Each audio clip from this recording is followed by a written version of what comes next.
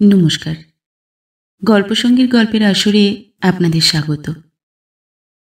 আজ আপনারা শুনবেন সুচিত্রা ভট্টাচার্যের লেখা একটি গল্প। আজকের গল্প অনুভব।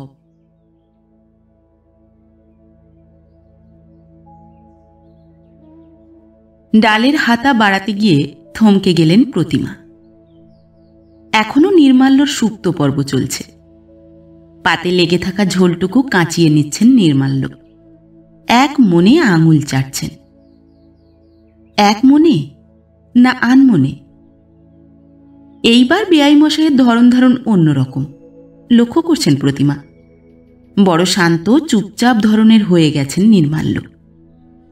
দুর্গাপুর ইস্পাত কারখানার প্রাক্তন ডেপুটি চিফ ইঞ্জিনিয়ার যেন এখন অতীতের মলিন ছায়া। আগের মতো গমগম হাসি নেই, হঠাৎ হঠাৎ রসিকতা নেই। 3 বার ডাকলে একবার সাড়া পাওয়া যায়। 5-10 মিনিট আগের কথা বেমালুম ভুলে যান। সাধারণ প্রশ্ন করলে ফ্যাল তাকিয়ে থাকেন।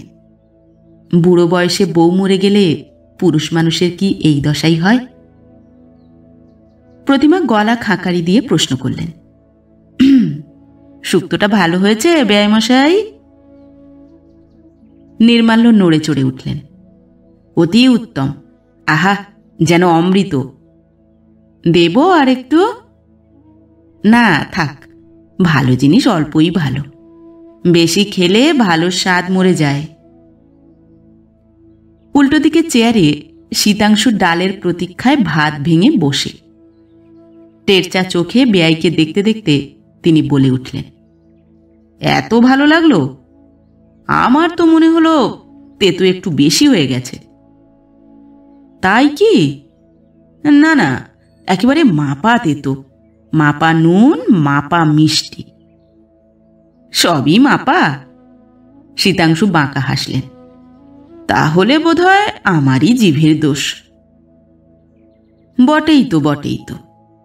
সারাটা জীবন যে লোক বউয়ের ত্রুটি খুঁজে বেড়ান, তার আর এছাড়া কি বা মনে হবে? সাধে কি প্রতিমা রান্নাঘরে যাওয়া ছেড়েছেন? পোস্ত একেবারে আলুনি করে ফেলেছ। বাঁধাকপিতে মন খানিক চিনি ঢালার কি দরকার ছিল? নাদা আলু দিলেই কি তরকারি ভালো হয়? এই তো সব মন্তব্যের ছিরি। কতকাল পর মাত্র কটা দিনের জন্য ছেলের শ্বশুর এসেছেন বাড়িতে। পোলাও, মাংস, কালিয়া কাবাব নয়, রোজ একটা কি দুটো নিরামিষ পদ স্বহস্তে রেঁধে খাওয়াচ্ছেন প্রতিমা। সামান্য নারকেল কুমড়ি কি মোচার ঘণ্ট কি শুক্তুনি, তাই সোনামুখ করে খেয়ে স্ত্রীহারা মানুষটা একাধটা প্রশংসা বাক্য উচ্চারণ করছেন। অমনি টিপ্পনি শুরু হয়ে গেল। প্রতিমা হরাস করে স্বামীর পাতে ডাল ঢেলে দিলেন। গোমড়া মুখে বললেন, বেগুন ভাজা দেব? প্রাণ চাইলে দেবে। তোমার তো আবার শতেক প্যাক না, লম্বা ফালি চলবে না, কালো হয়ে গেলে মুখ ভ্যাটকাবে। শীতাংশুর থালায় অবহেলা ভরে ভাজা বেগুন ফেলে আবার নির্মাল্যর প্রতি মনোযোগী হলেন প্রতিমা। কানে লেগে থাকা ক্ষণপূর্বের স্তুতির রেশটুকু ফেরাতে চাইছেন। মুখ হাসি হাসি করে বললেন, আপনার আবার বেশি। ওই কচু ঘেঁচু শুক্তোকে কেউ অমৃত বলে না। আমি বলি। নির্মাল্যর সরল উত্তর। আপনার বেয়ান চলে যাওয়ার পর থেকে এসব রান্না আর জোটে কই। কোথায় বেয়ানের রান্না, কোথায় আমার? অমন করে বলছেন কেন? আপনার বেয়ানের হাত একরকম ছিল, আপনার আর একরকম। দুটোই ভালো, তবে দুরকম। হ্যাঁ, একজনেরটা চিনি, অন্যজনেরটা গুড়, দুটোই মিষ্টি। কি বলেন? কড়া চোখে স্বামীর দিকে তাকালেন প্রতিমা। টুকুস চিমটি কেটে শীতাংশু নির্বিকার। হ্যাঁ হাসছেন। সামনের মানুষটা তার ব্যঙ্গে ব্যথিত না উদাস, সেদিকে ভ্রুক্ষেপই নেই। খাওয়া দাওয়ার পাট চুকিয়ে ঘরে এসে শীতাংশুকে ধরলেন প্রতিমা। তোমার কি আক্কেল গো? অভাগা মানুষটাকে অমন হুল ফোটাও কেন? শীতাংশু হাই তুলতে তুলতে দিবানিদ্রাকে আহ্বান জানাচ্ছেন। অলসভাবে বললেন, খারাপ কি বলেছি? আগেও তো কতবার এ বাড়ি এসেছেন, এমন গদ গদ প্রশংসা তো কখনো শুনিনি। কেন, তখন বউ পাশে থাকতো বলে? ছি ছি ছি ছি, কি ভাষা! বেচারার বউ মারা গেছে, এখনো বছর ঘোরেনি। তো তার জন্য তোমার রান্না নিয়ে আদিক্ষেতা মেনে নিতে হবে? প্রতিমা চিড়বিড়িয়ে জ্বলে উঠলেন। আমার রান্না নিয়ে দুটো ভালো কথা মানে আদিক্ষেতা? নিজের মুখে মধু নেই বলে? মধুবাক্যেই গলে গেলে গিন্নি। শীতাংশু বিছানায় গড়ালেন। শোনো, নির্মাল্য দস্তিদার মহা ধূর্ত চিজ। ওটা তোমার প্রশংসা নয়, ঘুরিয়ে নিজের ছেলের বউয়ের নিন্দে করা। আরে বাবা, সে বেটি আজকালকার মেয়ে, কেন বসে বসে শ্বশুরের জন্য শুক্তো ঘন্ট রান্না করতে যাবে? ওর নিজের মেয়ে রাঁধে?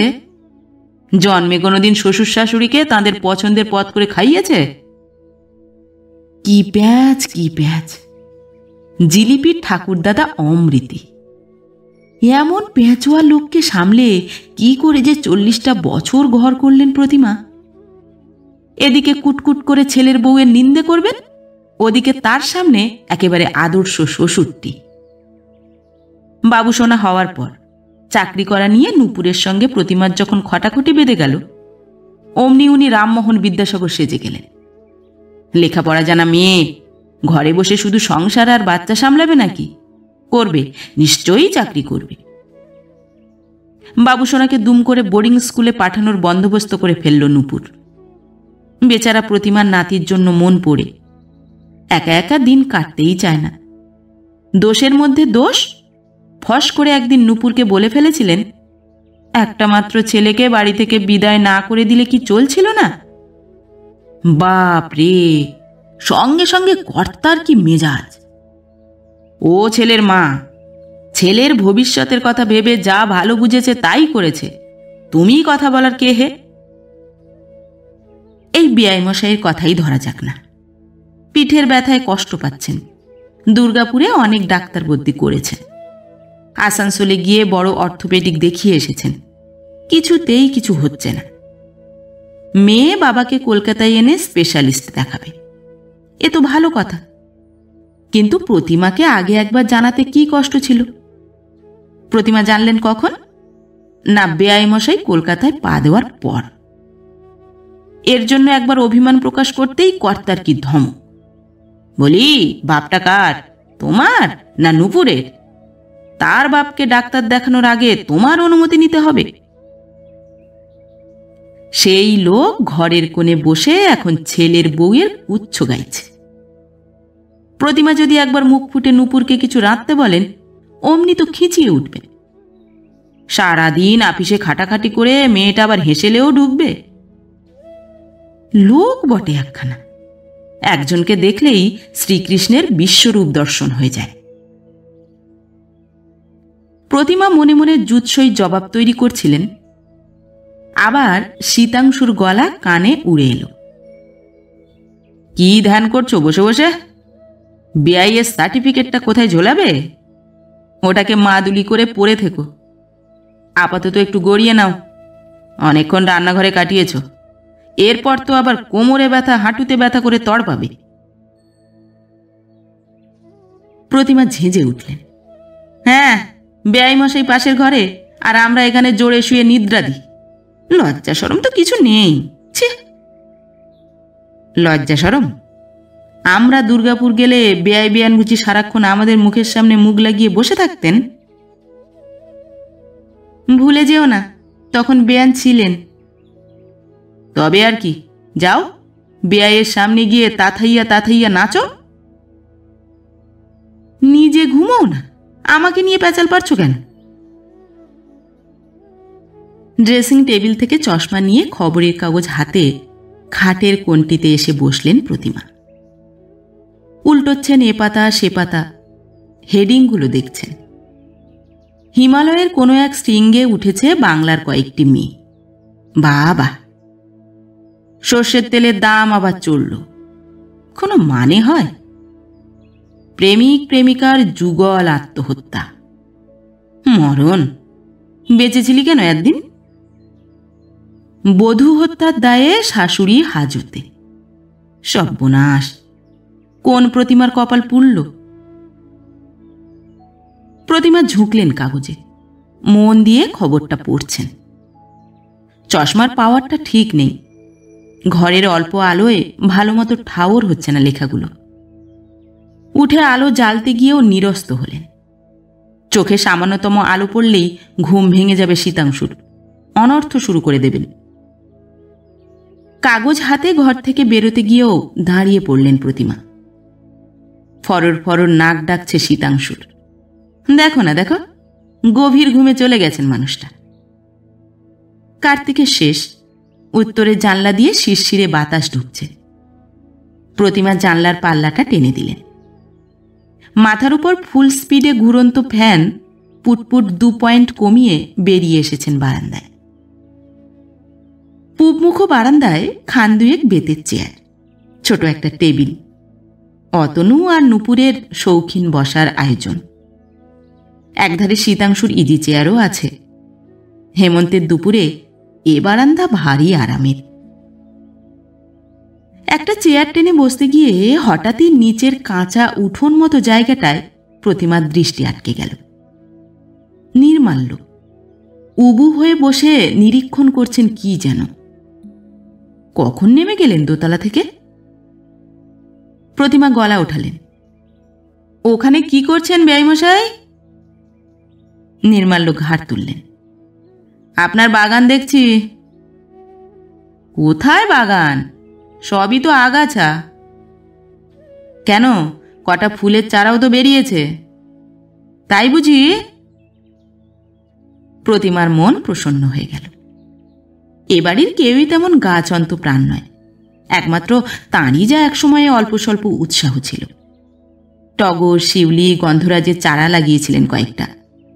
গাছগুলোই এখনো ফুল ফোটে, তবে আর তেমন যত্নার্তি করা হয় না। সে শক্তিও নেই, সে উদ্যমও নেই।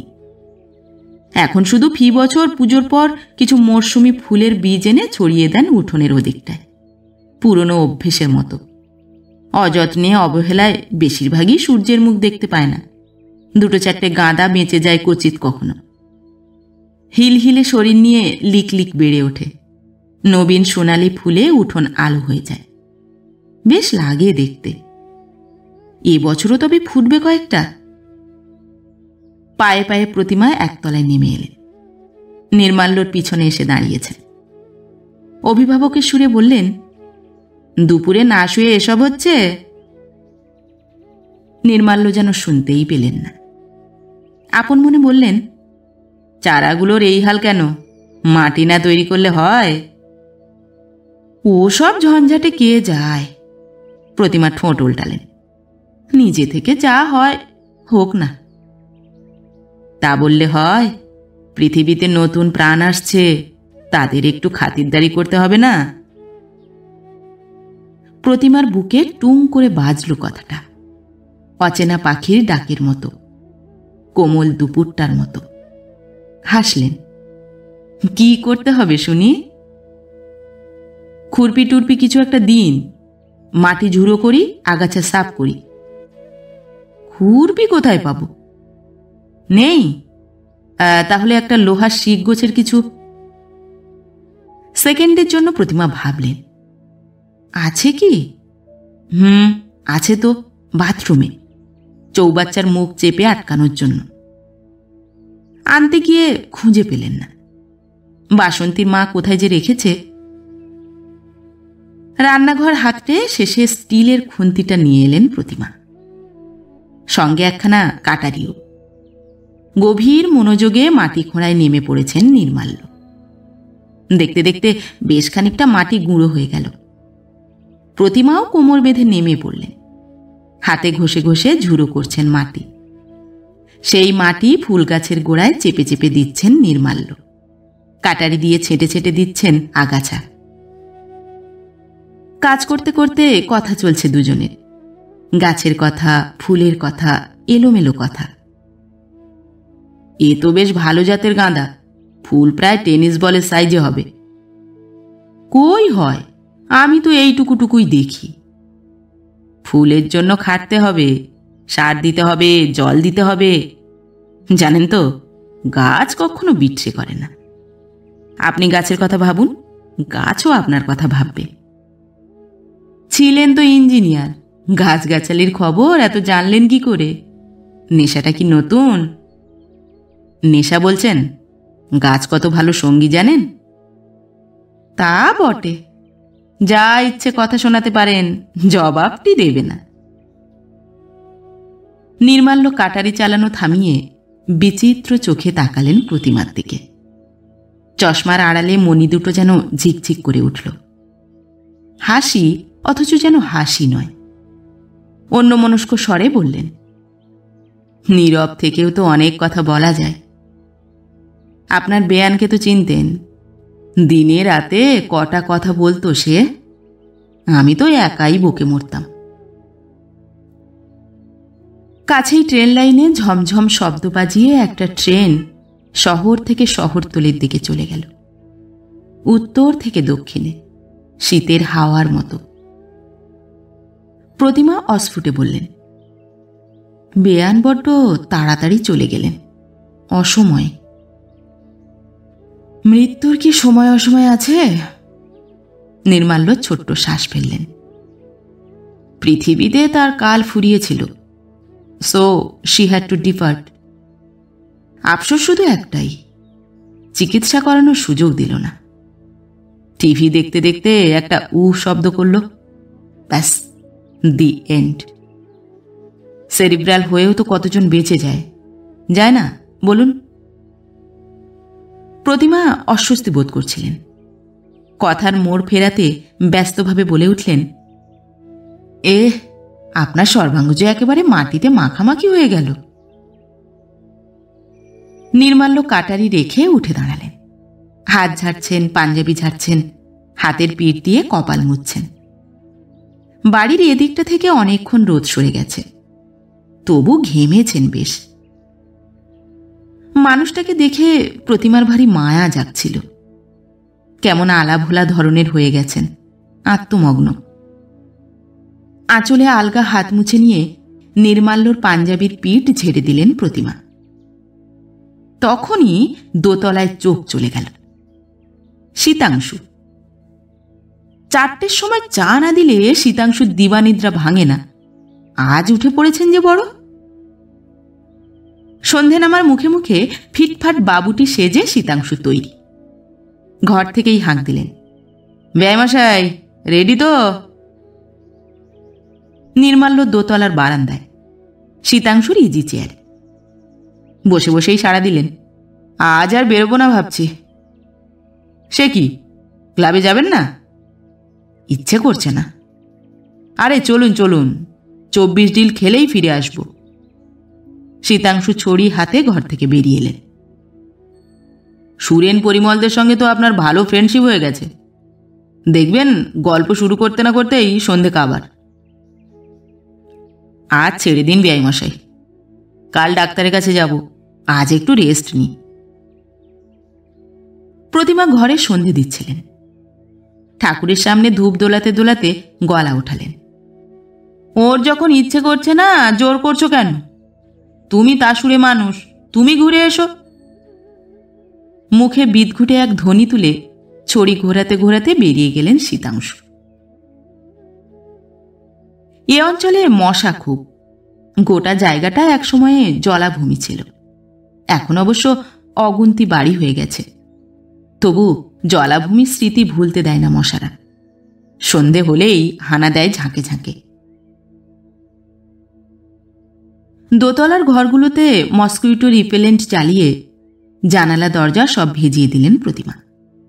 বারান্দায় এসে বাতি জ্বেলে দিলেন। 1 কাপ চা খাবেন নাকি বেয়াইমশাই? নির্মাল্যর উত্তর নেই। সামনে তরল আঁধারে দৃষ্টি হারিয়ে আছে। কয়েক মুহূর্ত ইতস্তত করে প্রতিমা সিঁড়ির দিকে এগোলেন। বাসন্তীর মা বিকেলে রান্না করতে এসে গেছে। 2 কাপ চা দিয়ে যেতে বললেন তাকে। ফিরে চেয়ারে বসেছেন। ঈষৎ উদ্বিগ্ন মুখে জিজ্ঞাসা করলেন, শরীরটা কি খারাপ লাগছে বেয়াইমশাই? নির্মাল্যর মৃদু স্বর শোনা গেল, না, ঠিকই আছে। পিঠের ব্যথাটা আবার হচ্ছে না তো? সামান্য, বলার মতো কিছু নয়। প্রতিমা অনুযোগের সুরে বললেন। মিছিমিছি তখন মাটি কোপাতে গেলেন। অমন ঝুঁকে ঝুঁকে কাজ করা আপনার একদম উচিত নয়। দূর, ও জন্য কিছু হয়নি, বরং গাছের পরিচর্যা করলেই আমি বেশ থাকি। নির্মাল্য 2 হাত ইজি চেয়ারের 2 হাতলে। আমার যন্ত্রণাটার মূল অনেক গভীরে। প্লান্টে কাজ করার সময়ে একবার একটা অ্যাক্সিডেন্ট হয়েছিল, বছর 25 আগে। লোহার সিঁড়ির 7-8 ধাপ উপর থেকে পা পিছলে পড়ে গিয়েছিলাম। ও মা, কি সর্বনেশে কথা! আগে শুনিনি তো। না, চোট তখন তেমন লাগেনি কিছু, হাড়গোড়ও ভাঙেনি, রক্তপাতও হয়নি। তবে তারপর থেকে ঠায় বসে থাকলেই। রিটায়ারমেন্টের পর থেকে তো হাঁটাচলা কমেই গেছে, বসেই থাকি। আর সেই সুযোগ বুঝেই ব্যথা আবার চড়াও হয়েছে। বসে থেকেই যখন ব্যায়াম, বসে রইলেন কেন? ওর সঙ্গে হেঁটে এলেই পারতেন। তাস পাশা আমার ভালো লাগে না বেয়ান, জন্মে কখনো খেলিনি তো। স্পেড, হার্ড, নো ট্রাম্প শুনলে কেমন চমকে চমকে উঠি, নিজেকে বেশ ইডিওটিক লাগে। তবে হ্যাঁ, বেয়ামশাইয়ের বন্ধুরা সজ্জন ব্যক্তি, গল্পগুজব করাই যায়। কিন্তু মুশকিল হলো ওদের টপিক একটাই, পলিটিক্স। মিস্ত্রি মজুর খাটানো মানুষ তো, ভোঁতা বুদ্ধি। ওই সূক্ষ্ম বুদ্ধির শাস্ত্রটি আমার পছন্দ হয় না। শেষ বাক্যটির মর্মার্থ ঠিক অনুধাবন করতে পারলেন না প্রতিমা। অপাঙ্গে দেখলেন বেয়াইমশাই একটু যেন কাত হয়ে গেছেন, মুখ চোখ মুচকানো। ব্যথাটা যত কম বলছেন তত লঘু নয় বোধ হয়। নরম স্বরে প্রতিমা জিজ্ঞাসা করলেন, পিঠের ঠিক কোনখানে হচ্ছে ব্যথাটা? এই শিরদাঁড়ার ডান দিকে, বেয়ে বেয়ে কাঁধ অব্দি উঠলেই চিত্তির, একেবারে বিছানায় আছড়ে ফেলে দেবে। আগে কি এতটা বাড়াবাড়ি ছিল? ছিল না, আবার ছিল। আপনার বেয়ান গরম তেল কি সব মিশিয়ে মালিশ করে দিত, বাড়তে পারত না। কি মালিশ? নুপুর জানে না, ওসব ছিল আপনার বেয়ানের নিজস্ব তুকতাক। আমার একটা বেদনার মলম আছে, মালিশ করতে হয় না, আলগা বোলালেই কাজ হয়। দেব? হ্যাঁ না কিছুই শোনা গেল না। চরাচরে এখন গাঢ় অন্ধকার, রাস্তার বাতি জ্বলে গেছে। মিহি কুয়াশায় চারপাশের বাড়ি আলো কেমন অস্পষ্ট দেখায়। প্রবল প্রতিযোগী 2 রিকশা তীক্ষ্ণ হর্ন বাজাতে বাজাতে সামনে দিয়ে ছুটে গেল। হাওয়া দিচ্ছে মাঝে মাঝে, এলোমেলো ঠান্ডা ঠান্ডা। বাসন্তীর মা চা রেখে গেছে। আঁচল গায়ে ভালো করে জড়িয়ে নিয়ে কাপে চুমুক দিলেন প্রতিমা। আলগা বললেন, এবছর শীতটা ভালোই পড়বে মনে হয়। সবে নভেম্বরের 10 তারিখ, এখনই বাতাস কি ঠান্ডা হয়ে গেছে। নির্মাল্য বললেন, আপনাদের ওদিকে তো অনেক বেশি শীত পড়ে। হ্যাঁ, ডিসেম্বরে বেশ টেম্পারেচার নেমে যায়। কথাটা বলেই নির্মাল্য একটুক্ষণ চুপ। তারপর বললেন, আপনার বেয়ান বড্ড শীতকাতুরে ছিল। 2 মাস তো একেবারে জবুথবু হয়ে থাকত। প্রতি বছরই বলতো, এ শীতটা আর কাটবে না। গত বছর কথাটা ফলে গেল। প্রতিমা জিজ্ঞাসা করতে পারলেন না সেরিব্রালের সঙ্গে শীতের কি সম্পর্ক। হয়তো নির্মাল্য বলবেন, মৃত্যু ভয়ই সেরিব্রাল টেনে এনেছে। কোনো কথা বলাই এখন বিপদ। নির্মাল্য সব কথাই এখন ঘুরে ফিরে স্ত্রীতে চলে যায়। কথা ঘোরানোর জন্য প্রতিমা বলে উঠলেন, তা আপনি এখন একটা পাতলা পাঞ্জাবি পরে আছেন কেন? গায়ে একটা চাদর আলোয়ান কিছু জড়ান। কিছু লাগবে না, ঠান্ডা আমার বেশ লাগে। লাগুক, তবু একটা কিছু গায়ে দিন, হিম পড়ছে, এ সময়টাই অসুখ বিসুখ হয় বেশি। ইজি চেয়ার আবার নীরব। প্রতিমা চা শেষ করে উঠে পড়লেন। নির্মাল্যর ঘরে গিয়ে চাদর আনতে কেমন বাঁধো বাঁধো ঠেকল। এসেছেন নিজেদের ঘরে। শীতাংশু তুষের চাদরখানা হাতে নিয়ে এক সেকেন্ড ভাবলেন কি যেন। তারপর ড্রেসিং টেবিলের দেরাজ থেকে মলমটাও নিয়ে ফিরে এলেন বারান্দায়। টিউব আরাম কেদারার হাতলে রেখে বললেন, লাগিয়ে নিন, চাদরটা তারপর জড়িয়ে নেবেন গায়ে।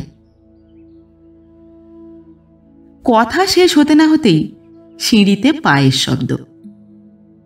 ছড়ি হাতে আবির্ভূত হলেন শীতাংশু। প্রতিমা অবাক হয়ে বললেন, এর মধ্যে তোমার 24 ডিল হয়ে গেল? ধুস, কেউ আসেনি। ছড়ি টেবিলে শুইয়ে চেয়ারে বসলেন শীতাংশু। একা একা কতক্ষণ মাছি মারব? আশ্চর্য, তোমার তাস বন্ধুরা ডুব মেরেছে? সূর্য আজ কোন দিকে উঠেছিল গো? শীতাংশু দুম করে চটে গেলেন। কেন, তারা কি একদিন বাড়িতে রেস্ট নিতে পারে না?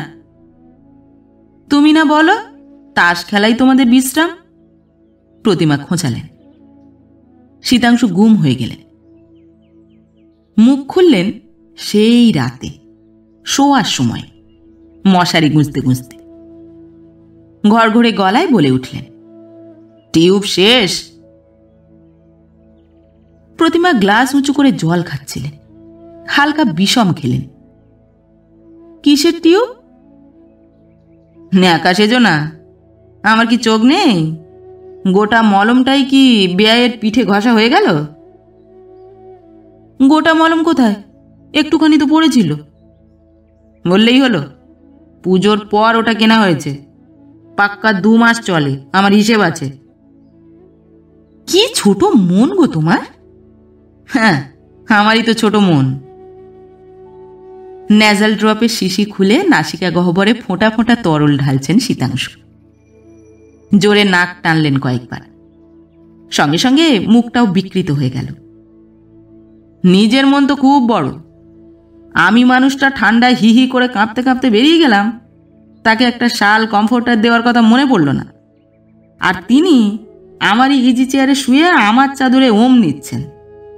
দুর্ভাগা অবাগা হওয়ার বাড়ি মজা। হ্যাঁ, রাগে ঘেন্নায় প্রতিমার সর্বাঙ্গ রি রি করে উঠল।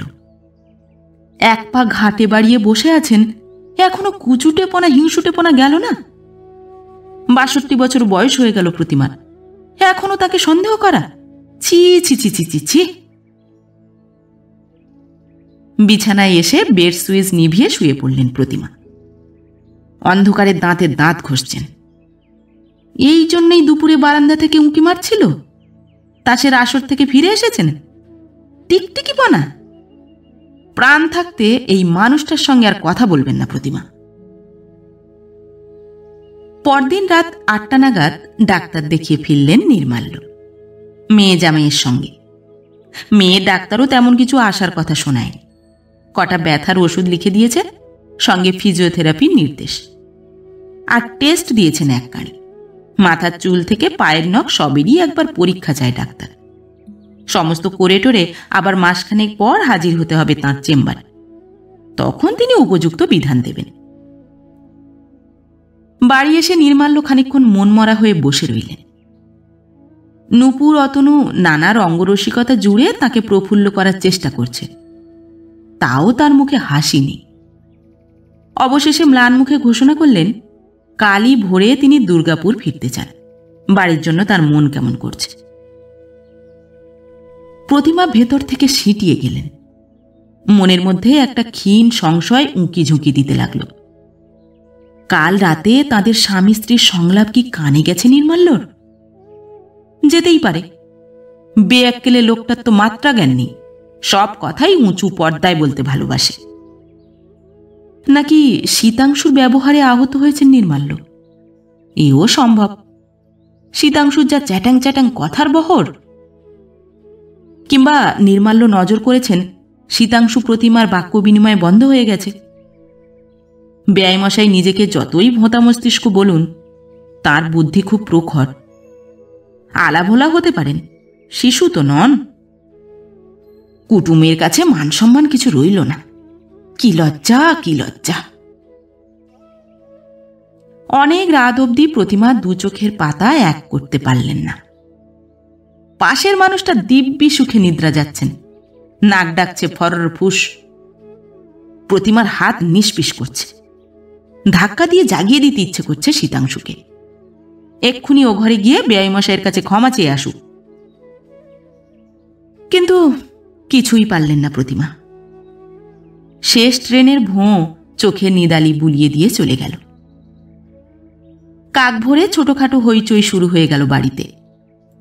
উঠে পড়েছেন প্রতিমা, জেগে উঠেছেন শীতাংশু, তৈরি হয়ে নিচ্ছে নূপুর।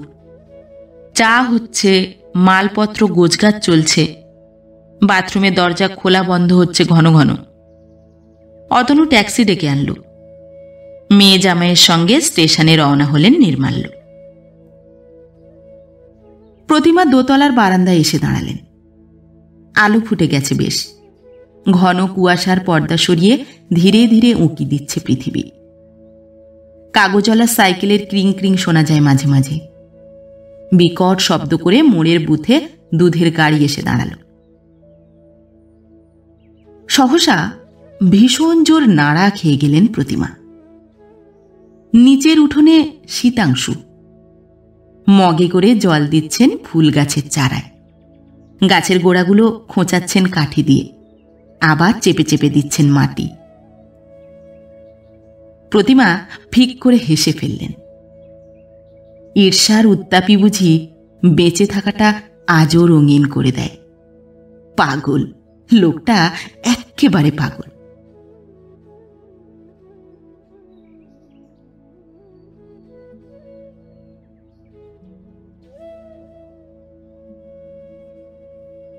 নমস্কার। পরবর্তী গল্প নিয়ে খুব শিগগির ফিরে আসছি। ততক্ষণ সবাই ভালো থাকবেন, সুস্থ থাকবেন।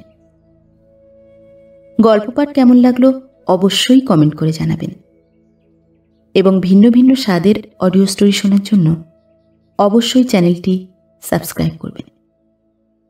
ধন্যবাদ।